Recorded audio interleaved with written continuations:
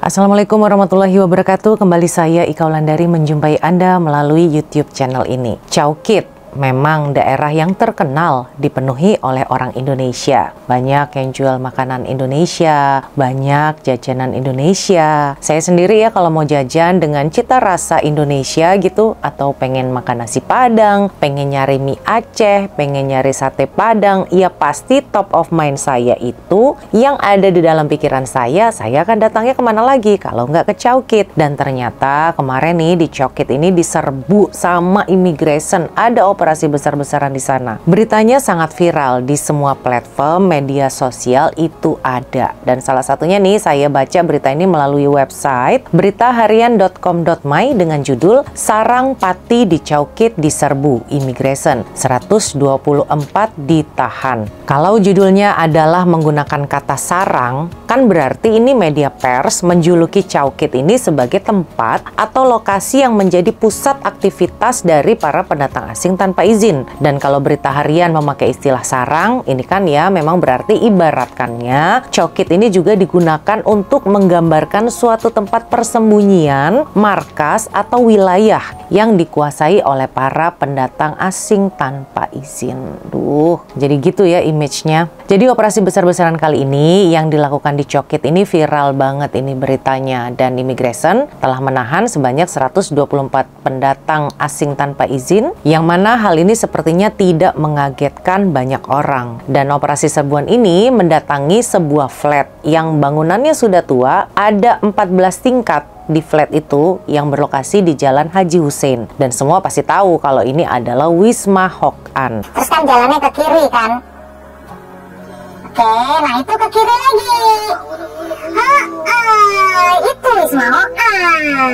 Dan saya sendiri tuh saya tahu banget nih di mana lokasi dari Wisma Hok An ini. Di situ tuh ada ibu-ibu penjual pecel, orang Madiun, orang Jawa, enak banget. Sering tuh saya beli di situ, sering bungkus. Tapi nggak tahu deh si ibunya ketangkep atau enggak ya, karena kan saya nggak pernah nanya dia punya permit atau enggak. Kan bukan kuasa atau juga saya bukan siapa-siapa untuk nanya permit orang ya. Dan kalau operasinya di Chowkit ya tentunya yang banyak tertangkap adalah orang Indonesia, di mana di operasi ini terdapat 84 warga negara Indonesia yang ditangkap. Sedangkan warga negara lainnya ada Bangladesh, Pakistan, Nepal, India, dan Myanmar, yang mana mereka semua ini ditahan karena didapati telah tinggal di negara Malaysia ini tanpa permit yang sah dan juga tinggal melebihi masa yang dibenarkan. Operasi ini diadakan dikarenakan adanya aduan dari masyarakat sekitar Chowkit yang menginformasikan ke immigration kalau di Chowkit itu kebanjiran pendatang asing tanpa izin yang menimbulkan ketidakselesaan masyarakat setempat. Nah, menanggapi laporan masyarakat tersebut, pihak immigration pun melakukan pengintaian dulu nih. Sebelum melakukan operasi, mereka melakukan perisikan dulu untuk memastikan di mana saja titik-titik lokasi para warga asing ilegal ini tinggalnya sebelum melakukan operasi. Dan setelah bisa dipastikan di mana saja tempatnya, di mana saja rumahnya, maka pada tanggal 19 Februari 2025 yang lalu, dimulai jam 1 pagi,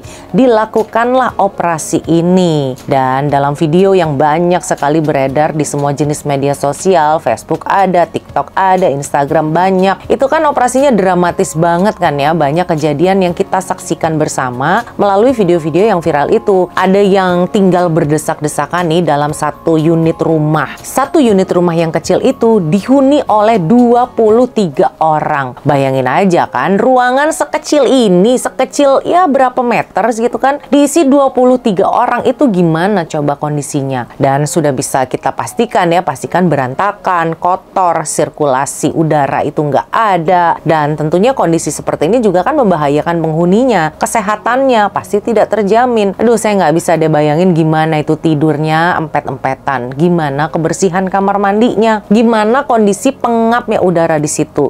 Dan kabarnya nih ya, nyewa rumah di situ yang jelek dan sempit itu mahal banget loh. Bisa mencapai Rp2.200 per bulannya. Tentu harga Rp2.200 ini bukannya murah ya, kan mahal banget. Coba aja sewa kondo, itu sudah dapat yang nyaman, yang mewah, bahkan ada fasilitasnya, perabotannya sudah lengkap dengan harga Rp2.200 itu. Tapi kenapa coba pada sewanya di situ? Ya walaupun Rp2.200 terus dibagi berapa puluh orang, kan tetap aja situasinya nggak nyaman, nggak enak, tempatnya juga kotor. Dan ketika tinjauan seketika serbuan itu mendapati setiap tingkat di Wisma Hok An itu terdiri dari 10 unit rumah yang punya 3-5 kamar. Dengan keadaan yang juga didapati tidak terurus dan kotor, dengan banyak sampah merata-merata di sembarangan tempat, di sepanjang koridor juga banyak sampah. Kemudian kan di bangunan itu ada liftnya ya, tapi karena bangunannya memang sudah tua, karena katanya sudah 30 tahun lebih, liftnya ya jelas sudah rusak dan sudah tidak beroperasi itu sudah sejak lama. Ya pastilah ya, bangunan begini kan nggak ada tuh namanya maintenance-nya untuk menjaga lift supaya liftnya tetap jalan, pasti nggak ada. Dan akhirnya lift ini malah dijadikan tempat pembuangan sampah, di mana sampahnya tuh isinya perabotan-perabotan yang nggak dipakai, perabotan yang rusak, dan juga tempat untuk menaruh barang-barang yang nggak jelas lainnya. Terus semua pegawainya juga harus naik sampai ke atas itu pakai tangga biasa gitu kan. Dan tentunya hal ini kan menyusahkan ya. Banyak juga nih penghuninya kalau diketok pintunya itu lama banget bukainnya. Ya karena pasti takut lah ya, karena yang ngetuk pintunya itu kan pegawai immigration yang nyuruh buka. Sampai ada juga di video itu penghuninya itu sengaja diem aja, nggak mau buka pintu. Pokoknya diem aja, dan akhirnya ya dibuka secara paksa tuh sama pegawainya. Dan yang namanya operasi, pegawai immigration kan pasti membawa peralatan ya untuk membuka gembok, buka besi gitu.